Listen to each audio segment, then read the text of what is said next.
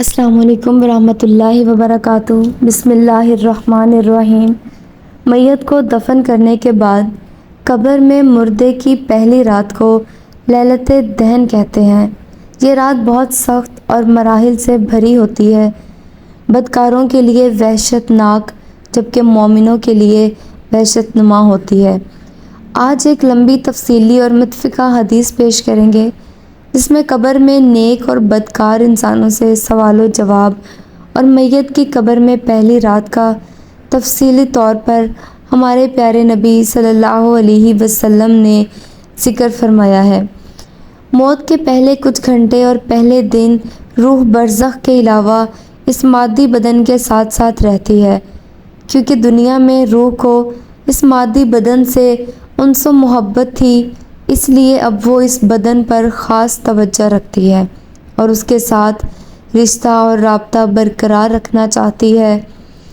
غسل اور دوسرے امور سر انجام دیتے وقت روح اس بدن کے ساتھ رہتی ہے اور اس مادی بدن کو دفن کرتے وقت روح خود کو قبر میں دیکھتی ہے۔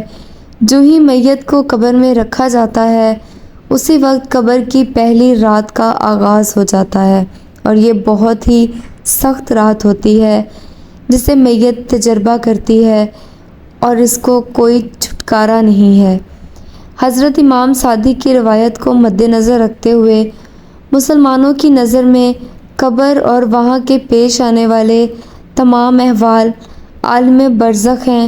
اس نظریے کے مطابق قبر میں داخل ہونا اور قبر کی پہلی رات موت کے آغاز سے ہی شروع ہو جاتی ہے اور بدن کے دفن ہونے سے کوئی تعلق نہیں ہے۔ اب جن لوگوں کے جسم دفن نہیں ہوتے، یعنی آگ میں جل جاتے ہیں یا پانی میں غرق ہو جاتے ہیں، تو ان کی پہلی رات کیسے گزرے گی؟ اس بارے میں امام طبری بیان کرتے ہیں کہ حضرت امام حسن عسکری کے پاس ایک شخص آیا اور پوچھنے لگا کہ جو لوگ جل جاتے ہیں یا پانی میں ڈوب جاتے ہیں اور ان کے جسم دفن نہیں کیے جا سکتے تو پھر ان کی قبر کی رات کیسی ہوگی؟ آپ فرمانے لگے کہ مرنے کے بعد کی حالت کا نام قبر ہے۔ چاہے مرنے والا جل جائے، دریا میں غرق ہو جائے، کوئی شیر وغیرہ نگل جائے، اس قبر کی کیفیت، عذاب و انعام کی کیفیت ہمیں نہیں بتائی گئی ہے۔ بس جس قدر ہمیں بتایا گیا ہے اس لیے قبر کی نعمتیں یا تکلیفیں کیسے ملیں گی اس کے بارے میں سوال کرنا بے سود ہے۔ سمجھنے کے لیے اتنا کافی ہے کہ رات میں جب ہم خواب دیکھتے ہیں تو اس میں ہم کہیں جا رہے ہیں، کسی سے بات چیت کر رہے ہیں، تو جسم ہمارا ہمارے بستر پر ہوتا ہے اور روح کا تعلق ٹہلنے، کسی سے بات چیت کرنے سے ہوتا ہے۔ اسی طرح روح جو علین میں چلی جاتی ہے اور جسم قبر میں رہتا ہے تو ان دونوں کا لگاؤ اسی خواب کی طرح ہوتا ہے۔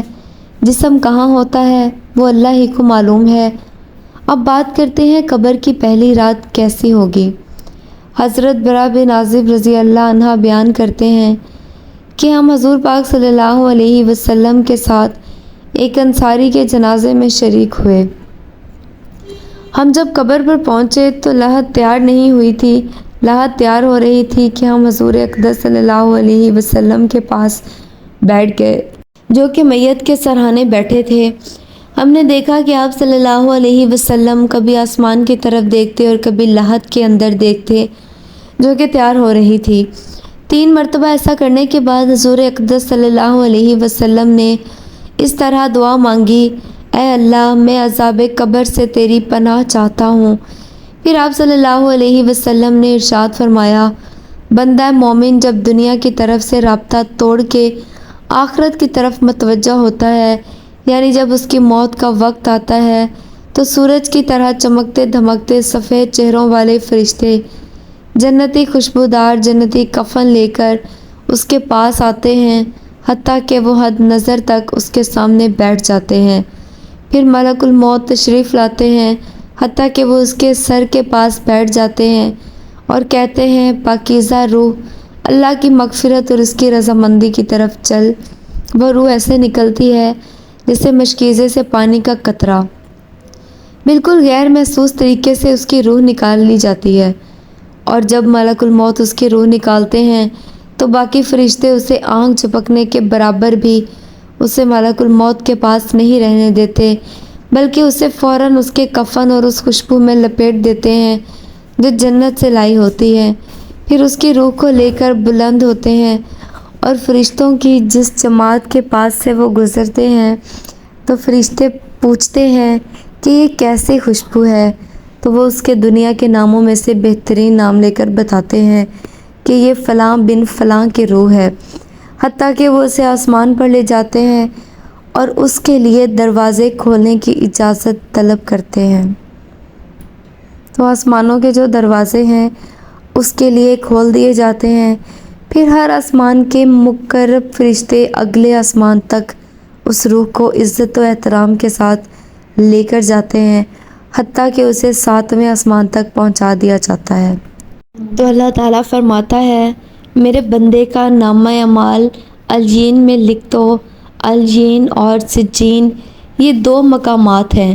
ایمان والوں کی روحیں جو ہیں علیین میں ان کا نامہ اعمال لکھا جاتا ہے، اور جو منافقین ہیں، مجرم ہیں، سجین میں لکھا جاتا ہے۔ پارہ نمبر 30 کے اندر، اور اسے واپس دنیا کی طرف لے جاؤ کہ میں نے انہیں اسی دنیا میں پیدا کیا اور اسی میں انہیں لوٹاؤں گا، اور پھر دوبارہ اسی سے نکالوں گا۔ پھر اس کی روح اس کے جسم کی طرف لوٹا دی جاتی ہے، لیکن یہ لوٹنا دنیا کا لوٹنا نہیں ہوگا، یعنی وہ لوٹنے کے بعد یہ بات نہیں ہے کہ قبر میں بیٹھ جائے گا، ہمیں نظر آئے گا۔ یہ سب کچھ برزخی معاملات ہوں گے۔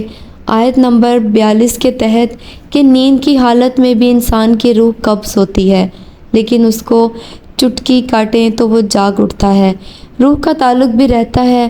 اس حالت میں بالکل اس طریقے سے یہ مختلف لائف ہے۔ برزخ کی پھر 2 فرشتے اس کے پاس آتے ہیں جو اس کی قبر میں اسے بٹھا کر پہلا سوال کرتے ہیں، تیرا رب کون ہے؟ وہ کہتا ہے، میرا رب اللہ ہے۔ دوسرا سوال پوچھتے ہیں، تیرا دین کیا ہے؟ تیرا دین کیا ہے؟ وہ کہتا ہے کہ میرا دین اسلام ہے۔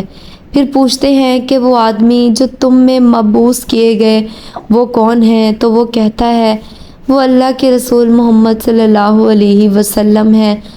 اب جب وہ 3 سوالوں کے جواب دیتا ہے تو فرشتے چوتھا سوال اس سے پوچھتے ہیں، تمہیں کیسے پتہ چلا؟ ان 3 سوالوں کے جواب تمہیں کیسے آئے؟ وہ کہتا ہے، میں نے اللہ کی کتاب پڑھی تھی، میں اس کتاب پر ایمان لایا اور میں نے اس کے حق ہونے کی تصدیق کی۔ پھر آسمان سے آواز آتی ہے، میرے بندے نے سچ کہا، اس کے لیے جنتی بچھونا بچھا دو، اسے جنتی لباس پہنا دو اور اس کے لیے جنت کی طرف سے دروازہ کھول دو۔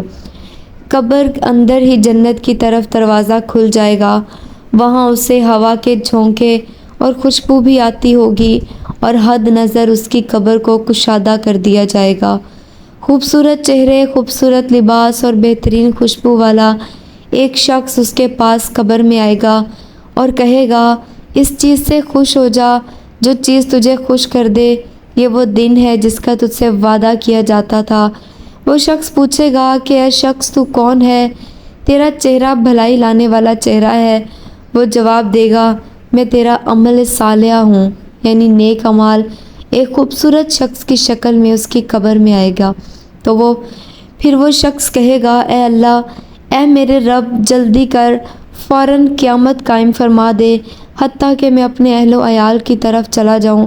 یعنی مومن کہے گا، اے اللہ، جلدی قیامت آئے، مجھے میرے اعمال کا بدلہ ملے، مجھ سے انتظار نہیں ہوتا، فوراً قیامت آ جائے۔ جب کافر و مجرم اور بدکار مسلمان شخص دنیا سے جاتا ہے تو آپ صلی اللہ علیہ وسلم نے فرمایا، سیاہ چہروں والے فرشتے نازل ہو کر تاحت نگاہ اس کے پاس بیٹھ جاتے ہیں۔ پھر موت کا فرشتہ کہتا ہے کہ اے خبیث روح، چل اب اللہ کے غضب اور ناراضگی کی طرف۔ یہ سن کر روح چھپنے کی کوشش کرتی ہے اور پورے جسم میں پھیل جاتی ہے، تو وہ ملک الموت اس طرح اسے کھینچتا ہے جیسے لوہے کی سلاخ کو گیلے خون میں سے کھینچا جاتا ہے۔ اس کی نسیں اور پیٹھیں ٹوٹ پھوٹ جاتے ہیں، اس کی حالت ایسے ہو جاتی ہے جیسے دھنی ہوئی روئی میں سے کانٹے دار چھڑی نکالیں تو روئی کے گالے اس میں پیوست ہو جاتے ہیں۔ پھر ملک الموت سے باقی فرشتے اس کی روح کو لے کر پلک جھپکنے کے برابر بھی وہاں رہنے نہیں دیتے، حتیٰ کہ وہ اسے بالوں سے بنے ہوئے کمبل میں لپیٹ لیتے ہیں اور اس سے زمین کے مردار سے نکلنے والی انتہائی بری بدبو نکلتی ہے۔ وہ اسے لے کر اوپر چڑھتے ہیں تو فرشتوں کی جس جماعت کے پاس سے گزرتے ہیں تو فرشتوں کی جماعتیں کہتی ہیں یہ کیسی خبیث روح ہے۔ وہ کہتے ہیں یہ فلاں بن فلاں کی روح ہے، اور وہ اس کا دنیا کا انتہائی قبیح نام لے کر بتاتے ہیں، حتیٰ کہ اسے آسمانی دنیا تک لے جایا جاتا ہے۔ اس کے لیے دروازے کھولنے کے لیے درخواست کی جاتی ہے تو آسمان کے دروازے اس کے لیے نہیں کھولے جاتے۔ پھر رسول اللہ صلی اللہ علیہ وسلم نے سورۃ الاعراف کی آیت 40 پڑھی کہ ان کے لیے آسمانوں کے دروازے نہیں کھولے جائیں گے، وہ جنت میں داخل بھی نہیں ہوں گے حتیٰ کہ اونٹ سوئی کے سوراخ سے گزر جائے۔ یہ سورۃ الاعراف کی آیت آپ صلی اللہ علیہ وسلم نے پڑھی۔ پھر آپ صلی اللہ علیہ وسلم نے فرمایا کہ اللہ تعالیٰ فرماتا ہے اس خبیث روح کا نامہ اعمال سب سے نچلی کتاب سجین میں لکھ دو۔ پھر اس کی روح کو شدت کے ساتھ پنجا جاتا ہے، اور آپ صلی اللہ علیہ وسلم نے فرمایا ہم نے یہ آیت تلاوت فرمائی سورۃ الحج کی، جو شخص اللہ کے ساتھ شرک کرتا ہے گویا وہ آسمان سے گر پڑا تو پرندے اسے اچک کر لے جائیں یا کسی دور جگہ پر پھینک دیں۔ حضور صلی اللہ علیہ وسلم نے فرمایا پھر اس کی روح کو وہیں سے نیچے پھینک دیا جاتا ہے اور وہ اپنے جسم میں آ کر گرتی ہے، اور 2 فرشتے اس کے پاس آ کر اس سے پوچھتے ہیں تیرا رب کون ہے؟ اب اس سے بھی سوال ہوتا ہے۔ وہ حیرت زدہ ہو کر کہتا ہے ہائے افسوس، ہائے افسوس، میں نہیں جانتا۔ پھر پوچھتے ہیں تیرا دین کیا ہے؟ وہ پھر حیرت زدہ ہو کر کہتا ہے ہائے افسوس، میں نہیں جانتا۔ پھر اس سے پوچھتے ہیں کہ جو شخص تم میں مبعوث کیے گئے وہ کون تھے؟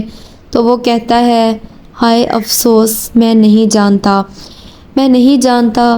پھر آسمان سے آواز آتی ہے اس نے جھوٹ بولا، اس کے لیے جہنم کا بچھونا بچھا دو، اور بخاری میں الفاظ ہیں اس کے جواب میں فرشتے پھر اس سے چوتھا سوال کیا کرتے ہیں تو نے خود پڑھ کر سمجھنے کی کوشش کیوں نہیں کی، یا جو لوگ سمجھے ہوئے تھے کتاب و سنت پر چلنے والے لوگ تھے ان کے ساتھ تو کیوں نہیں چلا؟